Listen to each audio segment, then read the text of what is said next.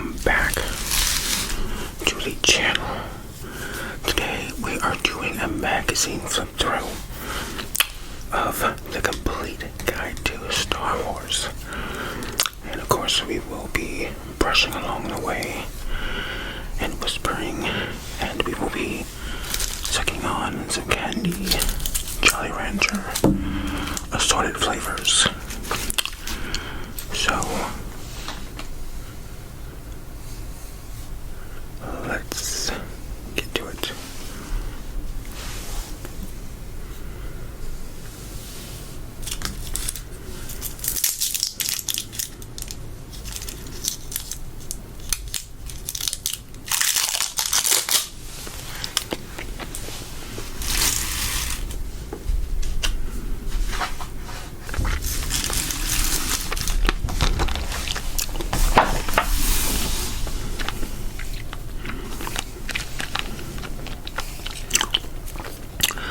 Hollywood Spotlight,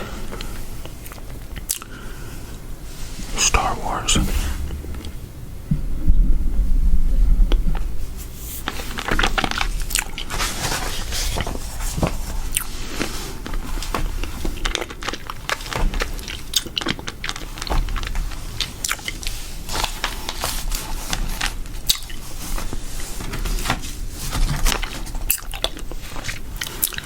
Contents: how George Lucas invented Star Wars, casting the movie, brush or trouble on set, the film that followed, big screen plans, Hollywood royalty, screen princess, Star Wars legend, more Mando, unlikely hero, getting animated, what's next, read all about it, reinventing special effects, creating the aliens, flying high, dressed to kill, location, A to Z, live the fantasy, the quiet, the ultimate quiz, may the quotes be with you. So, before we go any further, I should tell you, I'm not a Star Wars fan. I don't follow it. I am not very familiar with the movies. I've not seen all of them. I've seen maybe one. Could never really get into it. So I'm definitely not part of the fandom or anything like that.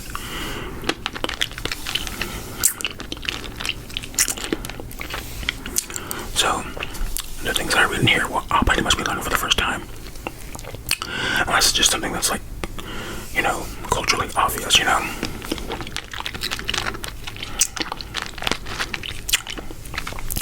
Mr. Nice Guy. Let's see. When I met Mark Hamill, I really learned how to be cool. Harrison Ford told takes of his co-star left. He's just a really straightforward, nice guy.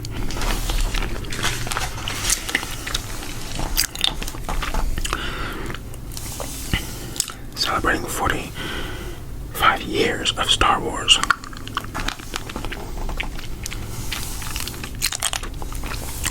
Final scene. Mark Hamill, Carrie Fisher,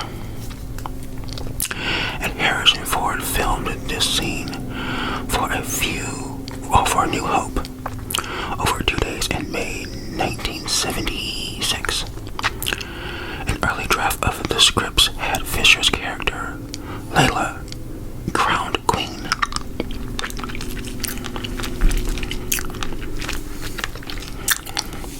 Okay. May 25th, 2022 marks the 45th anniversary of the release of the first Star Wars film. 45th, New Hope. Alright, do I feel like reading all of that? I don't know.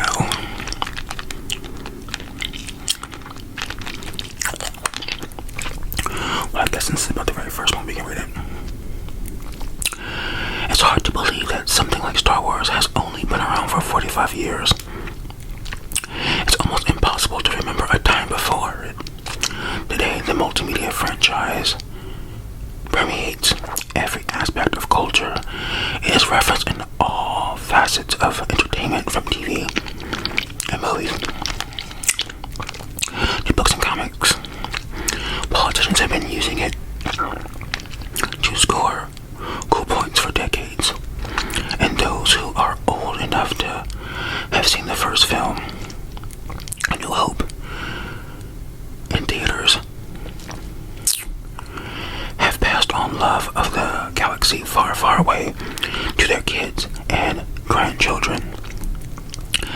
In 2020, the entire franchise was valued at $70 billion, thanks to a blockbuster films, hit TV shows, theme park rides, and so much more merchandise.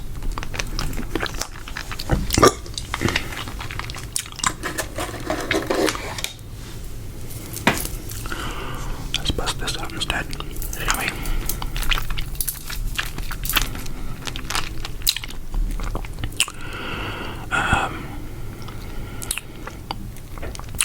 But back in 1977, Star Wars was far from a sure thing.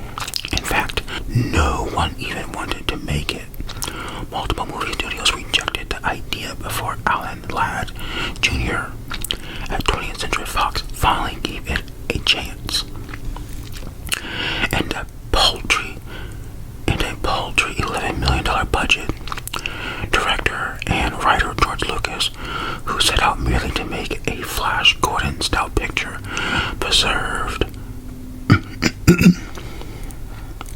persevered despite the setbacks, and created an empire unlike anything in the history of Hollywood. And with his pioneering special effects team, forever changed the way movies are made.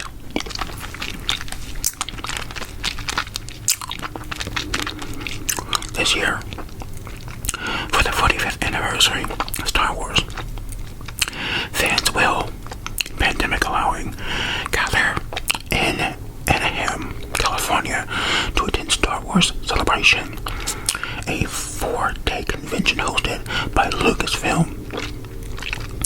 The event, which begins on May 26th, will give devotees a sneak peek at what's coming soon with trailers and exclusive clips.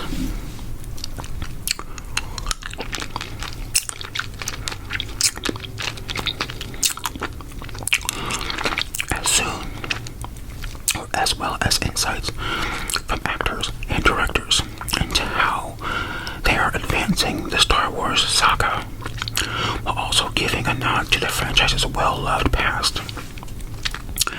And May 25th, we'll see the premiere of Obi-Wan Kenobi on Disney+. The 6-episode miniseries set 10 years after Revenge of the Sith stars Ewan McGregor, comprising his prequel trilogy role as titular Jedi Knight, while Hayden Christensen returns as Anakin Skywalker / Darth Vader.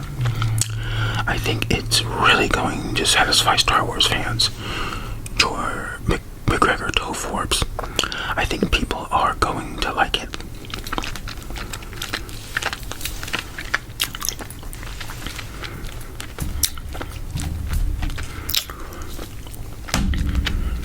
So there you have it. I wonder if that was ever allowed to go through because of the pandemic.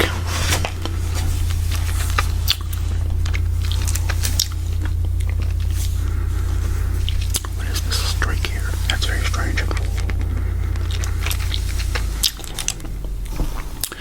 A true believer.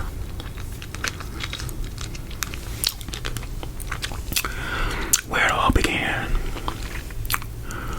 George Lucas turned his idea for a small science fiction fantasy into a blockbuster reality that changed Hollywood.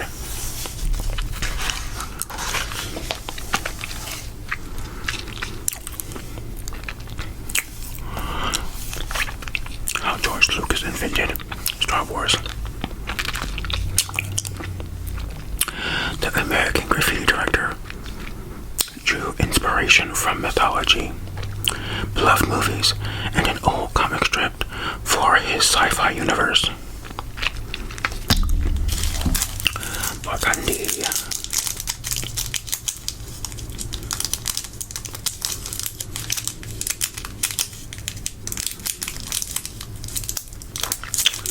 Okay, what's giving?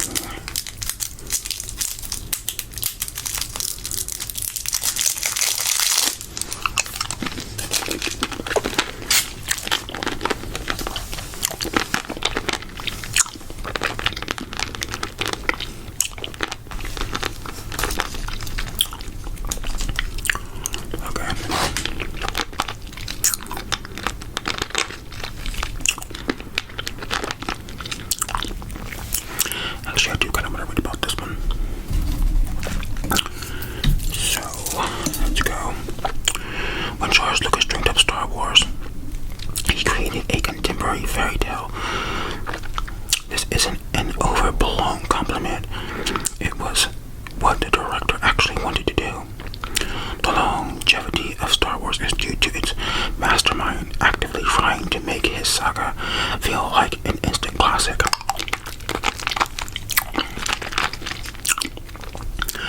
Blue Jolly Ranchers are my favorite, by the way.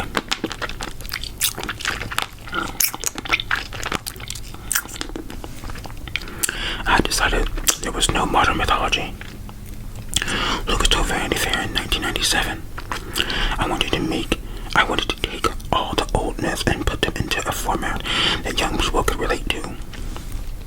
Because mythology often arises from unknown environments, he felt outer space was the way to go.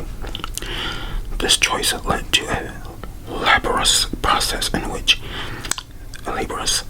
in which the director and writer researched not only Eastern and Western religions and myths, but also analyzed character archetypes that represented the monomyth. The theory that various steps in certain stories will always have a deep psychological impact on people. Lucas had a list of 35 themes he wanted to explore in Star Wars, many of them derived from author Joseph Campbell's theory of the monomyth, called the hero's journey. Perhaps the most famous step in the narrative is known as the call to adventure. The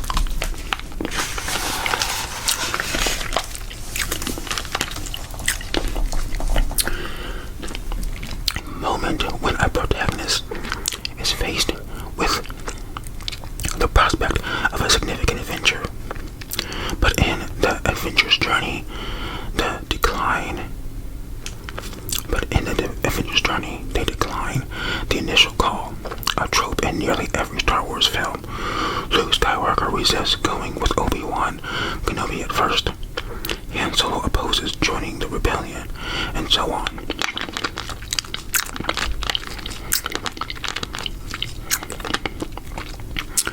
Lucas didn't just research the mythology. He looked at what has worked for thousands of years and thousands of stories and replicated it. With all of this swirling in his mind, Lucas wrote no less than 4 drafts and a story treatments of film he called the Star Wars. And other times, the long-awaited adventures of Star Killer, Episode 1, The Star Wars, from 1973 to 1976. These screenplays and outlines underwent numerous changes, including one version in which Princess Leia Organa was a minor character and Solo was a green-skinned alien with gills. In some drafts, the Jedi were called TIE Warriors and the Skywalker was an old grizzled war general, best friends with someone named Starkiller. Sometimes the Force was called the Force of Others, and Jedi needed an object called a Kyber crystal to control it. Eventually, after several attempts and some help from his screenwriter friends Gloria Katz and William Hick, Lucas hammered his story into a cohesive piece, an adventure about people, not just goofy, made-up robot names and sandy planets.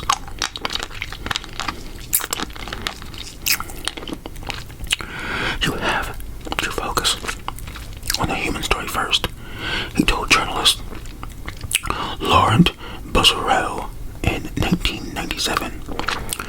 But which characters would bring us into the galaxy far, far away? One of Lucas's biggest writing breakthroughs involved shifting the plot of view of the story onto the droids.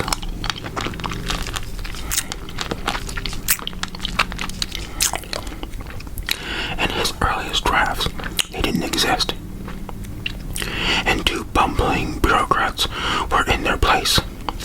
These characters would have only provided comic relief and little else. But the idea of using what he described as the lowest person in the pecking order to open the story nagged at Lucas.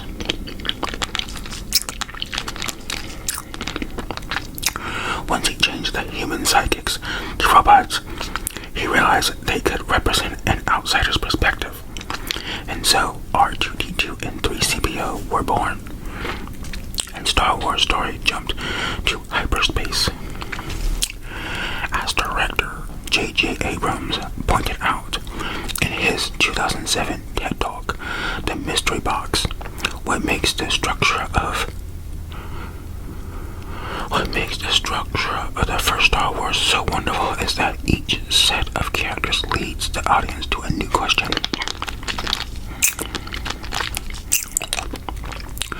Lucas may have brilliantly mined mythology structures, but without 3CPO and R2-D2, the magic of the story wouldn't have clicked. Legend has it that the name R2-D2 came to Lucas in 1973 while mixing the sound for his previous film, American Graffiti. When editor Walter Merck asked the director for R2-D2, meaning real 2 dialogue 2. However, Lucas refuted this myth in the 90s, insisting that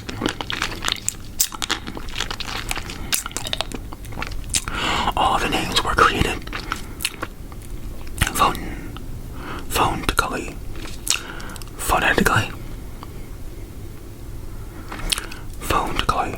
phonetically. He would say all the names out loud while writing, and if he had a hard time saying a moniker, he'd change it. When it comes to the saga of making Star Wars, there are several different versions of events. For example, before starting work in earnest on Star Wars film, there's some evidence to suggest that Lucas wanted to direct franchise for Coppola's Apocalypse Now. Francis Ford Coppola's Apocalypse Now. He even wrote a few versions of the script for the Vietnam War drama before Coppola took over. Was Lucas denied Apocalypse Now and thus gave the world Star Wars? Or was he always destined to connect with the power of the Force? Either way, it's hard to imagine a world in which Lucas didn't create Star Wars. It would certainly be a much darker cinematic world, because in the history of upbeat cinema, George Lucas was our only hope. Now, I'm going to be honest with you.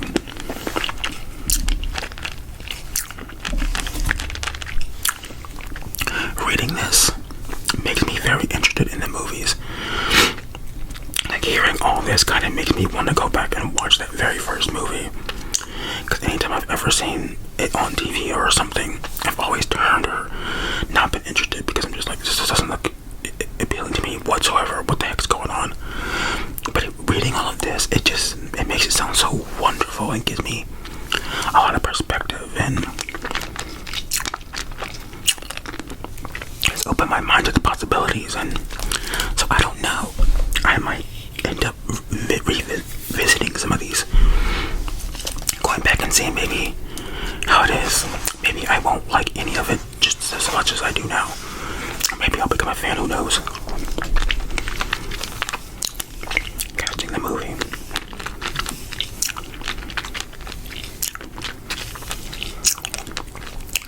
Mark Hamill, Carrie Fisher, and Harrison Ford will always be the faces of the original Star Wars trilogy, but many actors auditioned for their parts.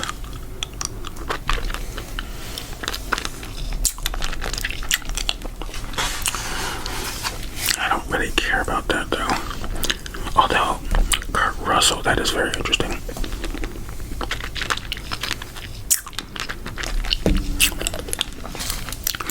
Let's do another blue.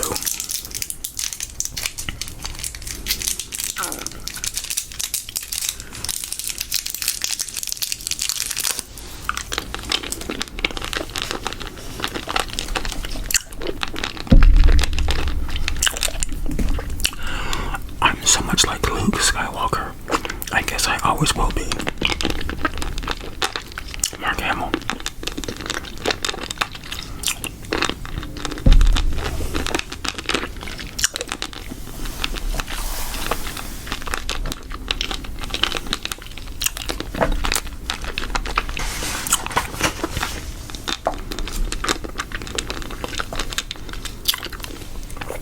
So you got Harrison Ford as Han Solo.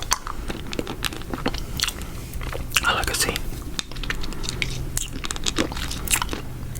Ford spoke in 2005 about learning to appreciate the films by seeing them through fans' eyes, recognizing their value to the audience, gives them significance to me.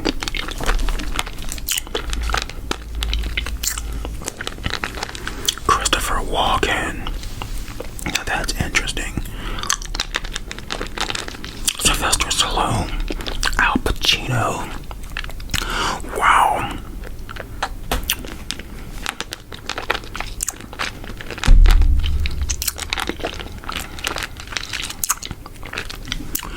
Christopher Walken would have been interesting.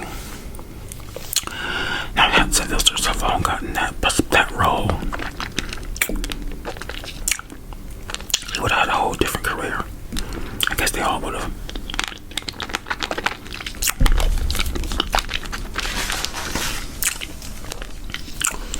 Carrie Fisher.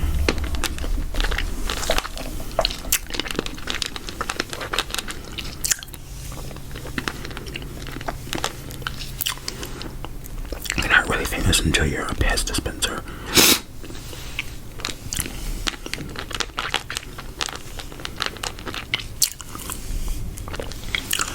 The audition for Layla. Jodie Foster. Amy Irving. And her. James Earl Jones. He really doesn't get enough credit.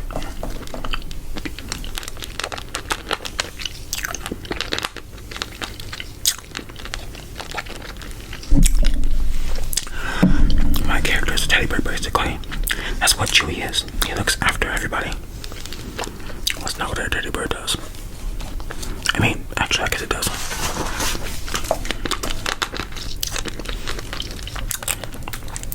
Have you ever thought about what a teddy bear is? Like, where did the word teddy come from? Should look into that after this.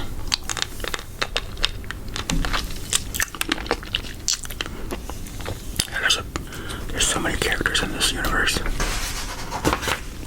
Trouble.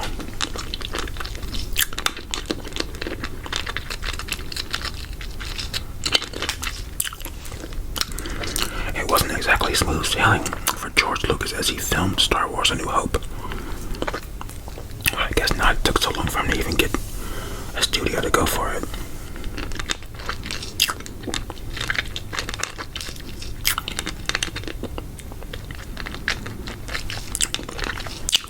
Let's see how long of a read that is.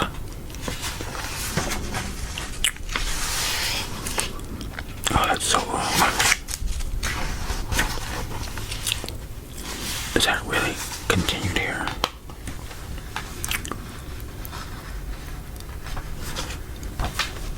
Oh, okay, no.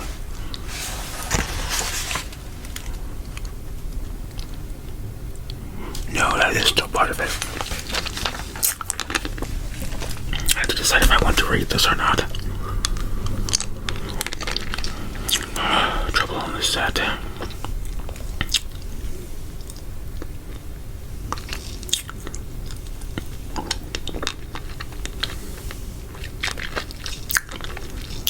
Yeah.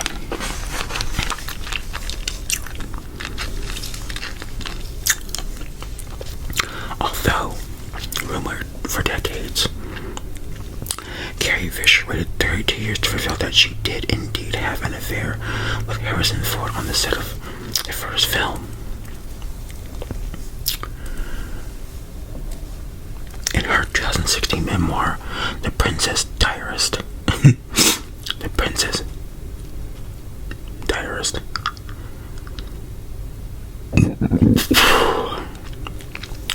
Carrie shared her personal writings from 1976 production of Star Wars. Ford was a married man, and their illicit romance was top secret. During their dalliance,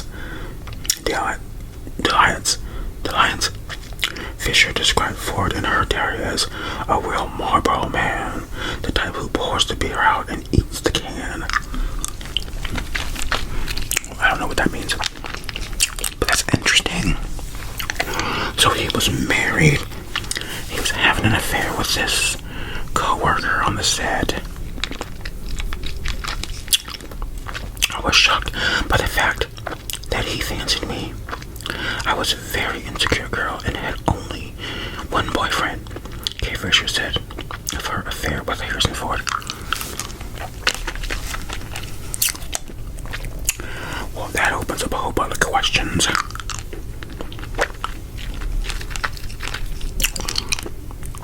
Droid Rage. Though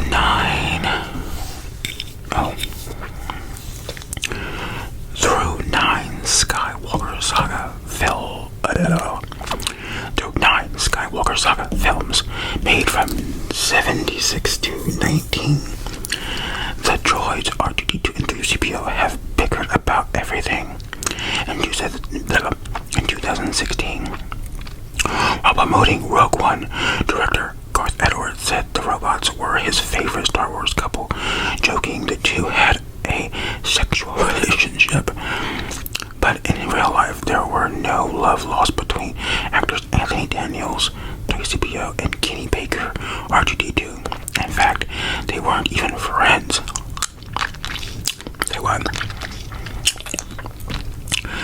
The diminutive Baker famously referred to Daniels as Golden Balls and said in a 2009 interview with Metro that Daniels had degraded him and called him Little Man. Furthermore, in 2011, Daniels dismissed Baker's contribution to the film and told the Mirror he might as well be a bucket. In 2019, 3 years after Baker's death, Daniels still held a grudge, telling the Daily Express, Kay decided that he wanted to say unkind, unpleasant, rude, hurtful things. It got worse and worse. Now that's interesting. So much drama. I wonder what the true backstory to all that is. What was the root of their issues with each other?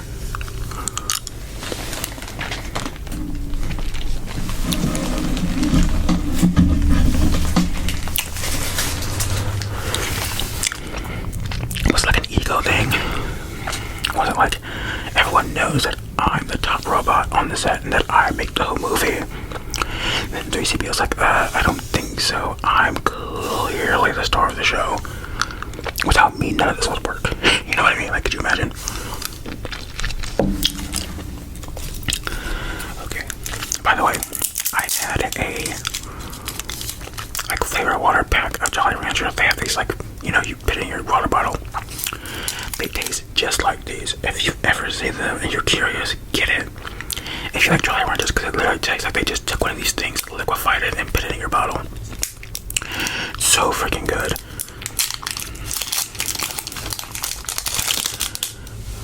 But the box that I found only had 6 in them, and they're like, really?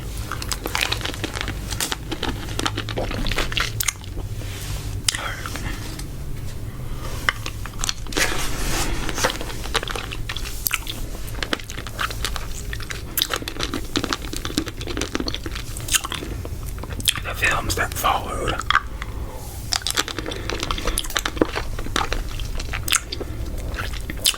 The original Star Wars was succeeded by 2 sequels, 2 trilogies, and 2 spin-offs with varying degrees of box office success.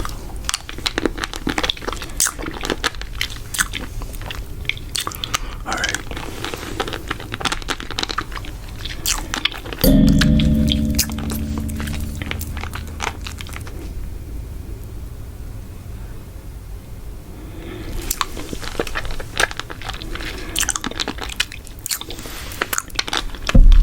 Empire Strikes Back. 1980. Widely recognized as not just one of the best Star Wars films, but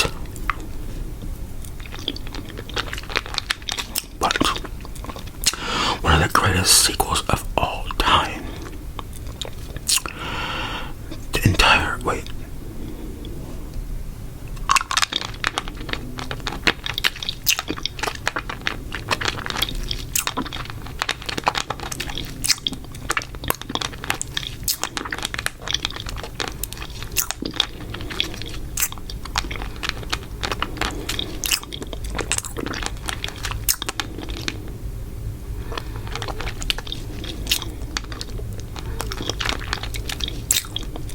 what was I at? Widely recognized as not just one of the best Star Wars films, but one of the greatest sequels of all time. The greatest, The Empire Strikes Back would earn $401 million worldwide and give the trio of Luke, Mark Hamill, Harrison Ford, and Layla Carey Fisher their darkest hours. After an escape from the key wastelands of Hoth, Luke absconds to what is with these names? Dagobah to learn the ins and outs of being a Jedi from reclusive Yoda, Frank Oz. Meanwhile, the others head to Cloud City, where they are double-crossed by Han's old pal, Lando Calrissian, Billy D. Williams. By the end, Luke loses a hand and learns that Darth Vader, David Powell / James Earl Jones, is his father, while Hans is frozen in carbonate and shipped off to Jabba the Hutt. Since its U.S. release on May 21st, 1980, The Empire Strikes Back, which was directed by Irvin Kershner, has served as a how-to guide for expanding a fantasy universe. You have a feeling that you want to know more at all times. Rolling Stone's award. Even films like 2008's The Dark Knight seems to borrow a page from its handbook, with stories that take the character from the first flick and test their bonds. The sequels also added depths to Vader, turning into a tortured antagonist, balancing his newfound paternity with his dedication to the Empire.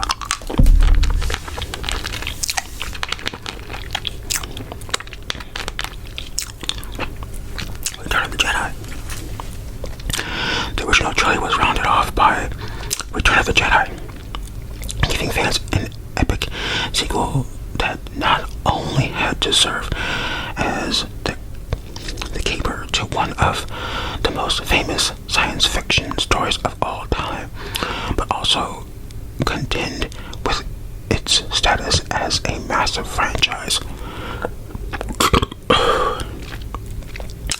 such as scenes like the thrilling escape from Jabba the Hutt, from Jabba and the Starless Pit.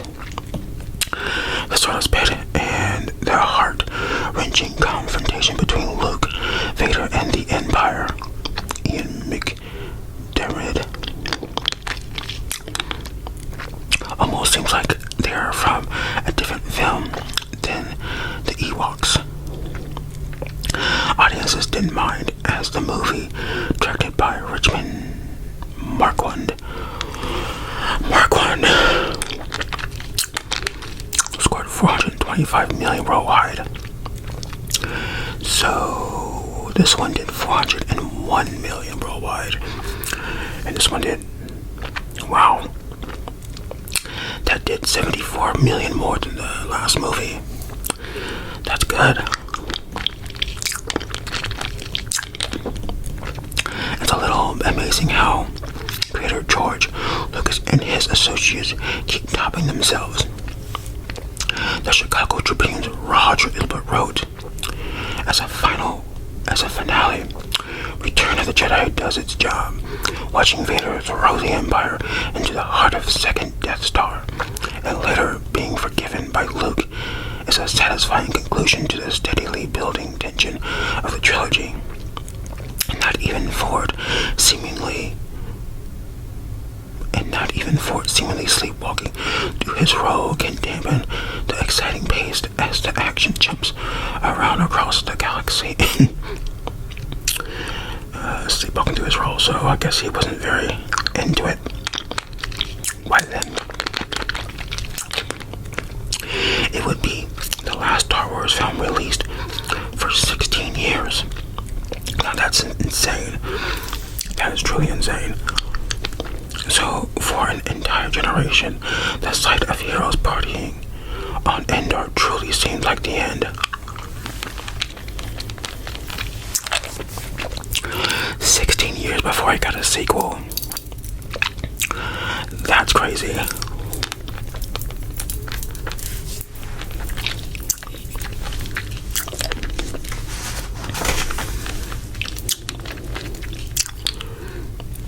Like all these dang movies.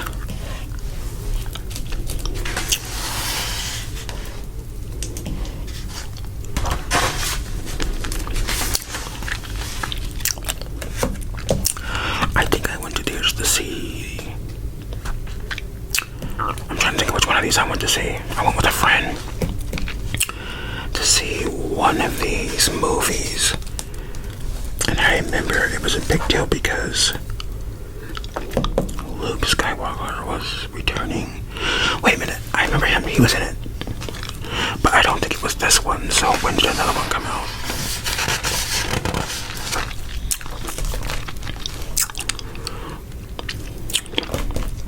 It wasn't this one. Was it The Last Jedi? Wait, is that him again? I think that's him again. So I think this is the one I see. A friend randomly asked me to go to the movies to see this was I didn't know what the hell was going on in that movie. I'm going to be completely honest. I can't tell you anything about anything. I mean, I was entertained. It wasn't like I was bored out of my mind or anything. But I didn't know what the hell was going on. So, yeah. I do think I remember liking it. And so I remember going online to see like what everyone else thought. And I was surprised that it was received so poorly by people, especially the fans. I forget what their big gripe was, but there was like a big thing with the fans. But anyways, yeah.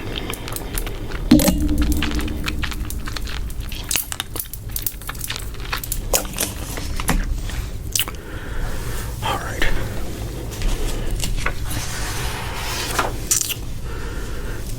Big screen plans.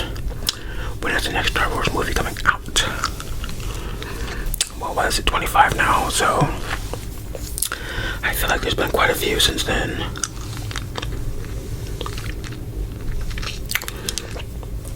Top Gun. 10 books in the X-Wing series take place in 15 years after the events of A New Hope. Familiar characters include Wedge, Whoever, and Han Solo. These damn names are getting on my nerves. Okay.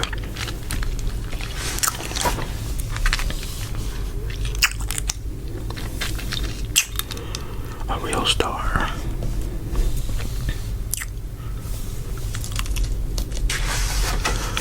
Now wait a minute.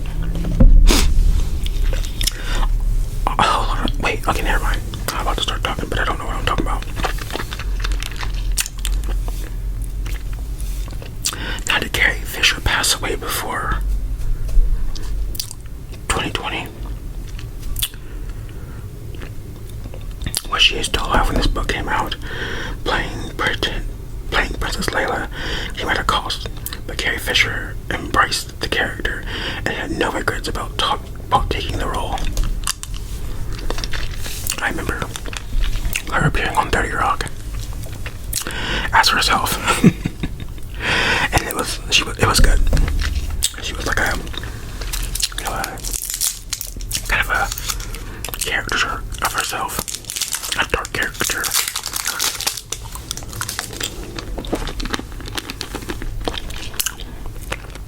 Actually, was she playing herself? I'm pretty sure she was playing herself. I wish she was playing someone kind of like herself.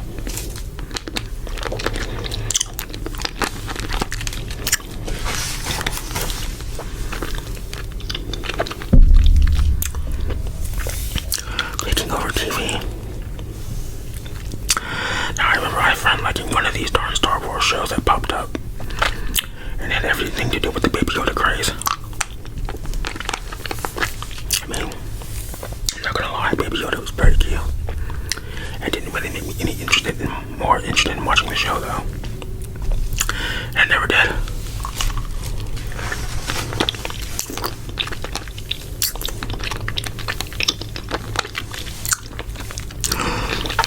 But I'm confused because I thought Yoda was like a quadrillion years old. So what is the timeline of him being a baby? And I'm asking a question that there's, a very probably convoluted answer to. Because this universe is so huge and it didn't go in order, right? I mean, you have the first 2 movies, and then every movie after that takes place in some timeline without, like, you know what I mean? Like,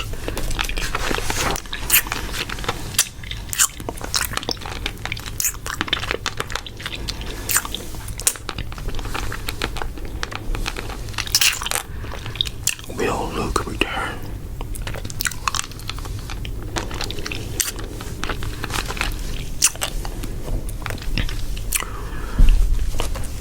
Fans have liked seeing him return and the movies that he has returned in. So this book came out in 2020. So that's a strange question to ask. I guess it just depends on how they're building the universe, right?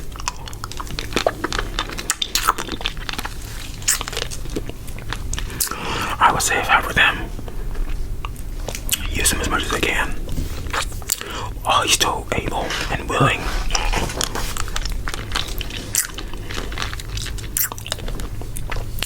This Great Jolly Rancher was actually pretty damn good.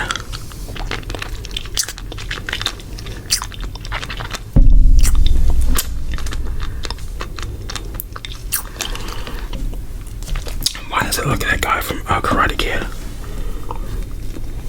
Doesn't it? No, I know I'm tripping, but I'm just saying it kind of looks like him from this angle.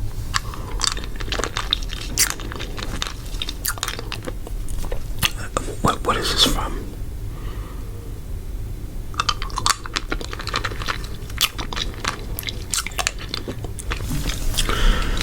There will be some familiar faces, and there will be a lot of new faces. Yeah, I bet. Isn't that comedian?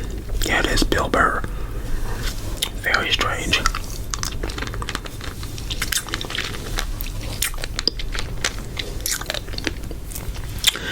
Isn't this that wrestler? I want to say that's her. Oh yeah, it is her because I forget what she did. She did something. I can't remember what it was, but they ended up firing her from the show. All I remember is that she got fired. Isn't she like an MMA fighter or like a WWE something? I don't know. I don't remember. I can't remember what it was about that even led to her being fired, but I do remember her being fired. Because my friend was talking about it.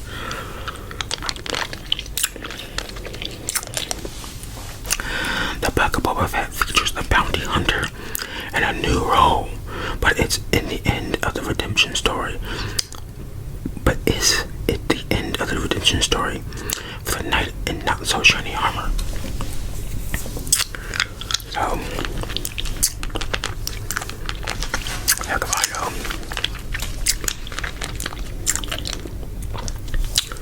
Okay.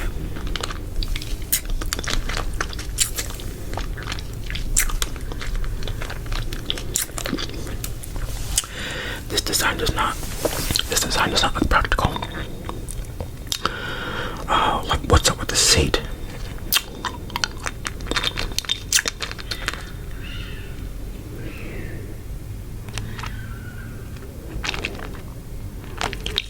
What in the heck?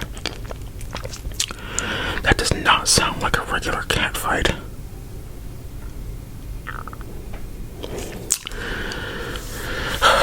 Well, Easter eggs. No, I won't read any of that. Just in case I decide I want to watch the movies. See if I can catch them on my own. Okay, now, getting animated.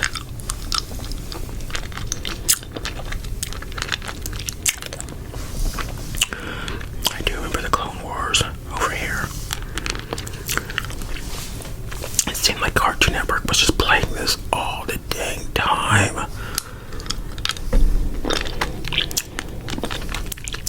That darn character seemed to be everywhere for a while too.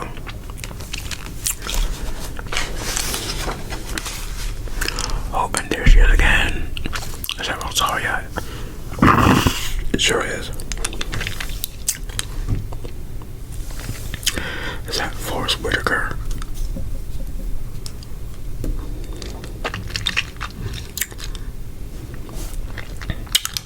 Oh wow. This Jolly Rancher has jagged edges on it somehow. It's cutting out my tongue.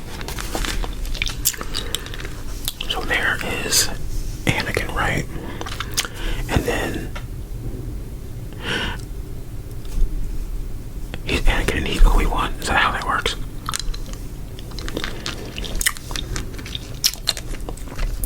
Oh, wait a minute.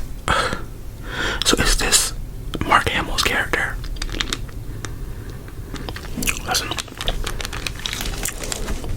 I'm moving on. Wait, so who is this guy? Okay, so that's definitely not who I thought it was. So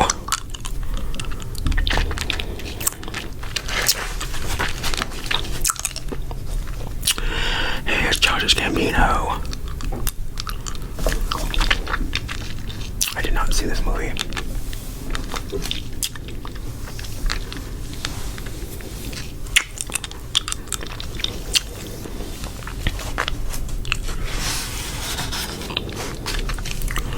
Wow, look at all of these.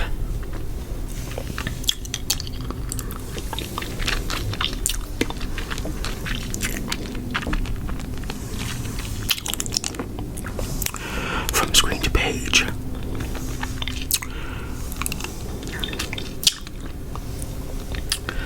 I can't imagine trying to keep up with this. There's just, what the hell?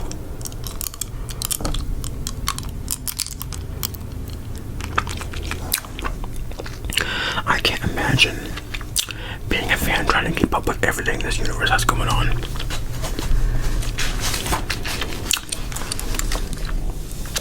The Star Wars universe. Yeah. From special scene killers. There's everything you need to know about the franchise. Okay. In order to get the outer space look he wanted for the first film, George Lucas created a new effects company, Industrial Light and Magic.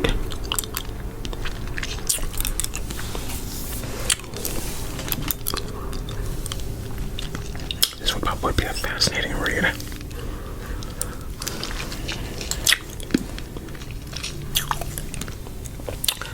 Let's see, I just want to read that part. Okay, so I will read that.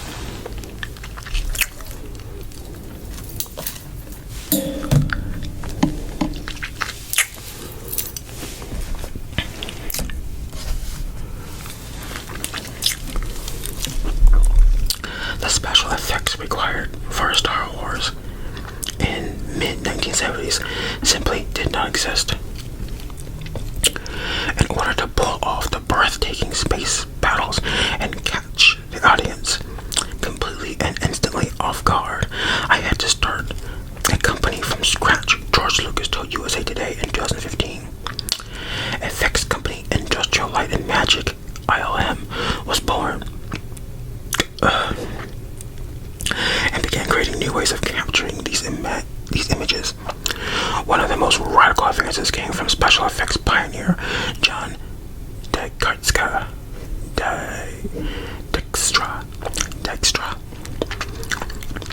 who built a computer-controlled motion camera system. The camera could film spaceships against a blue screen, and they could be composted together with other elements in order to create the Star Wars we all know and love. But back then, compositing wasn't something that could be done with a computer.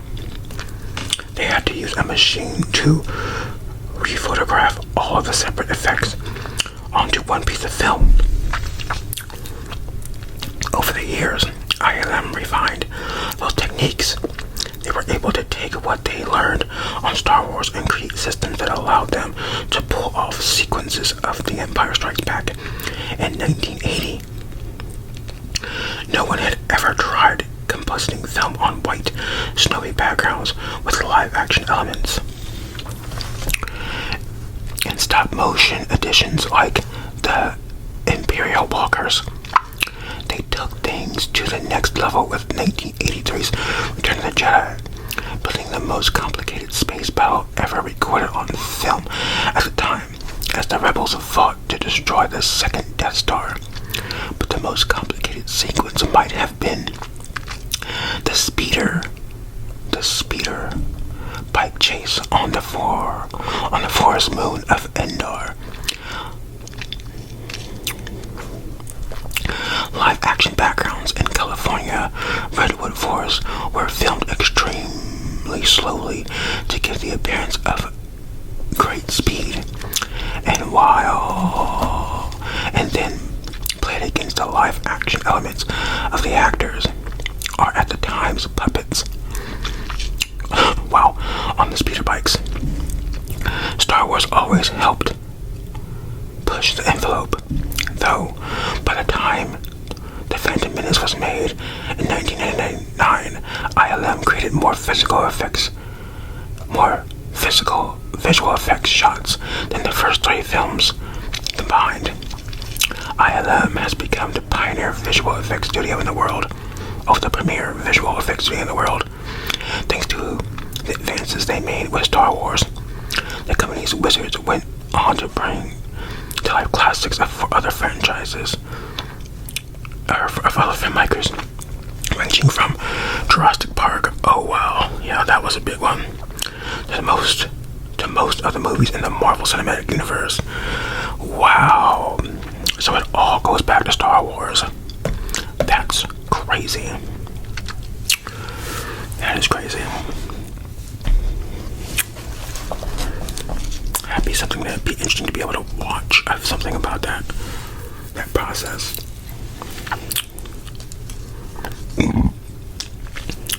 I mean, that was so ambitious. So, creating the aliens. I will be here all day. Trying to read about the damn aliens.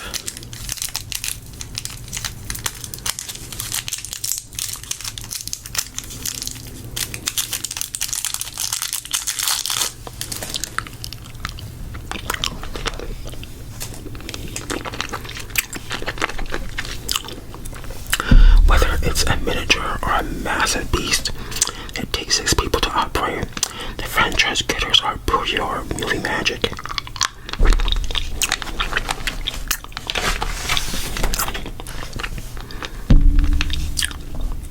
The galaxy is full of spaceships of all shapes, sizes, and lethal capabilities.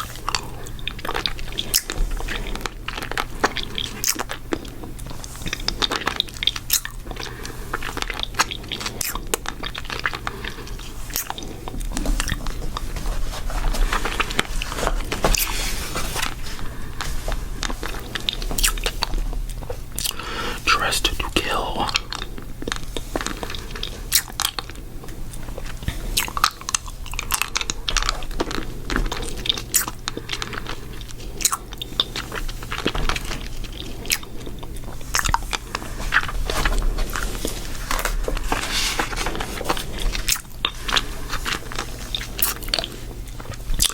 The movies have been filmed across 6 continents, with minutes of many memorable sets still standing today. Really?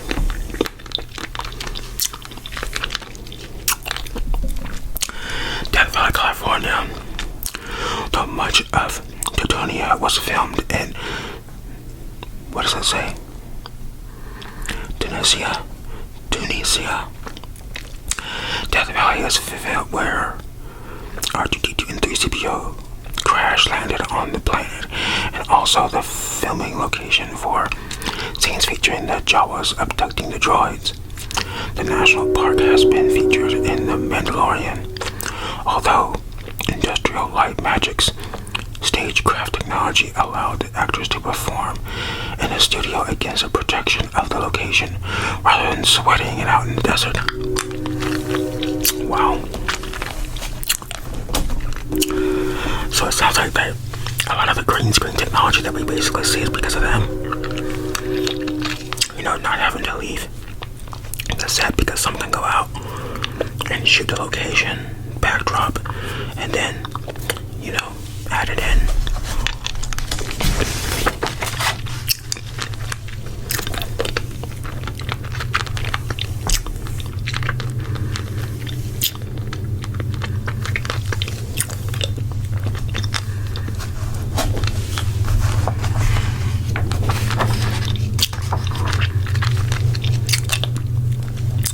He prefers being called Grogu.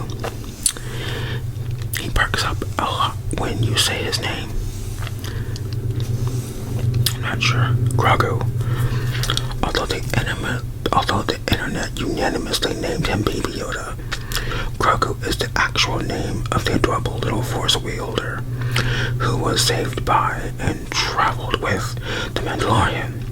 His name was so unpopular with Star Wars fans, however, a fact that was referenced in the book of Boba Fett when Peli Motto, Amy Sedaris, learns his name and publicly declares, "I'm not calling you that."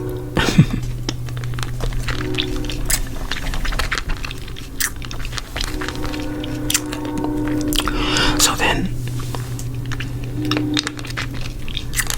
is this not actual Baby Yoda then? This is some other thing that looks like Baby Yoda, or that looks like Yoda. This is another Yoda, basically. This is like another thing in that species. Is that what they're saying? Questions. Star Wars fans, let me know in the comments. I want to know about that one.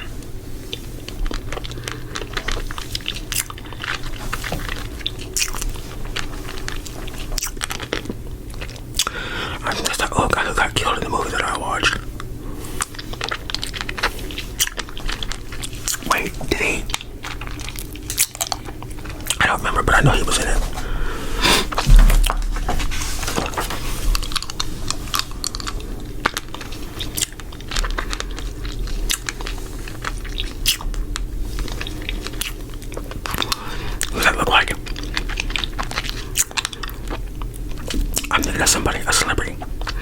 that this looks like.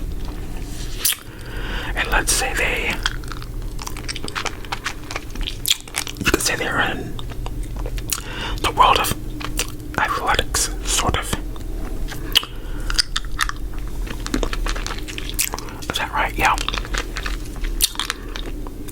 Professional athletics, one might say. No, never does it.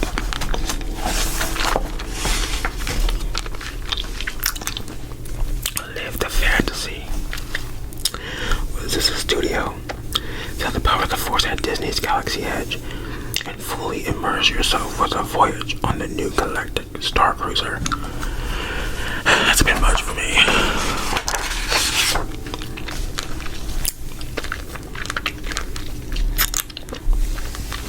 I can only imagine how much this cost. I'm thinking of like the food specifically. Charging like the most ridiculous price for a lemonade because it's called like, who knows, the Chippa, just, you know what I mean, like, who knows. Of course, I could be wrong, it could be totally affordable. That doesn't sound very Disney to me though. Alright, we're at the end because I remember that in the little table of contents or whatever it's called at the beginning. The ultimate quiz, which I won't be taking. I don't know anything about nothing. Let's see. In what year were the special editions of the original trilogy first showed in theaters?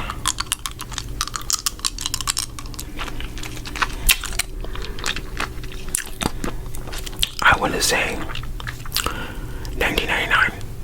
I don't know why I said that, but I'm pretty sure a movie came out in 99.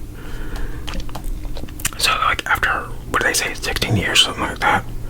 Was that right? What is that right? So right before the movie would come out, they would maybe.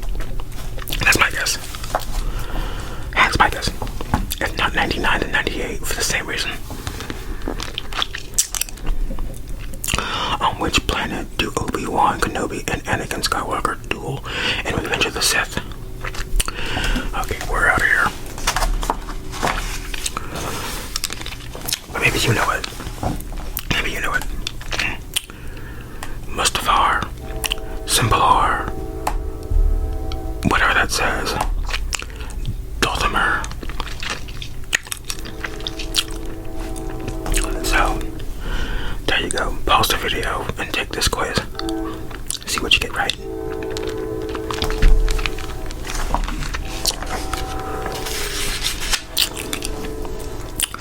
May the quotes be with you. The early film's dialogue may have been mocked and in some cases improved by Harrison Ford, but you've probably quoted at least one of these lines. Let's see.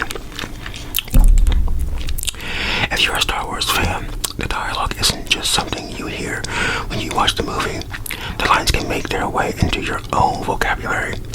Maybe it's telling a friend to use the Force, or muttering, "I've got a bad feeling about this," on a challenging day. Or perhaps it's lovingly referring to your favorite local water hole as wretched hive of scum and villainy. Or complaining that you find someone's lack of faith disturbing. The lines stick with us and become, like the franchise's stories, part of our lives. Many of the franchise's best moments of dialogue echo or are in conversation with each other.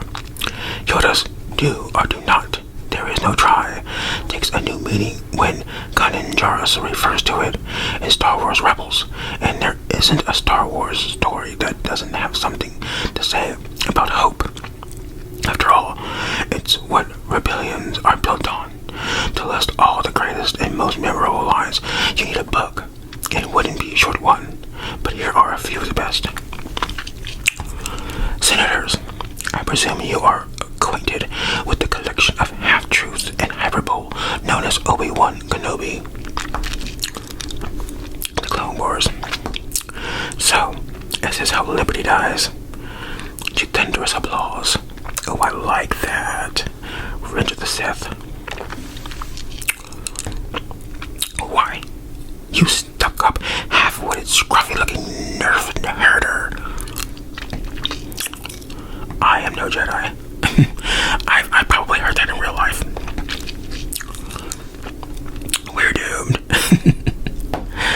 Okay. When 900 years old you reach, look as good as you will not. Return of the Jedi. Okay. How charming. Hokey religions and ancient weapons are no match for a good blaster at your side, kid. A New Hope. As you define yourself by the power to take life, the desire to dominate, to possess, then you have nothing. I am all the Jedi. So, Star Wars Rebels, I am no Jedi. The Rise of Skywalker, I am all the Jedi. Permission to jump in an X-Wing and blow something up. No one's ever really gone. Last Jedi, Layla never gave up and never will. Stop touching things. The ability to speak does not make you intelligent. Okay. Okay, so what about that whole what is it, Obi-Wan, you're our only hope, or something like that, or like where was that at? That's like one of the biggest quotes of all time. Where they didn't include that. Okay, well, check out these great reads. They are not even related to this dang series. Wow. Oh. Well, there you have it, guys.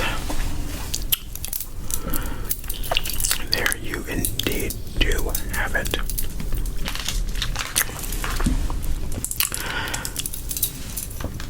May the Force be with you.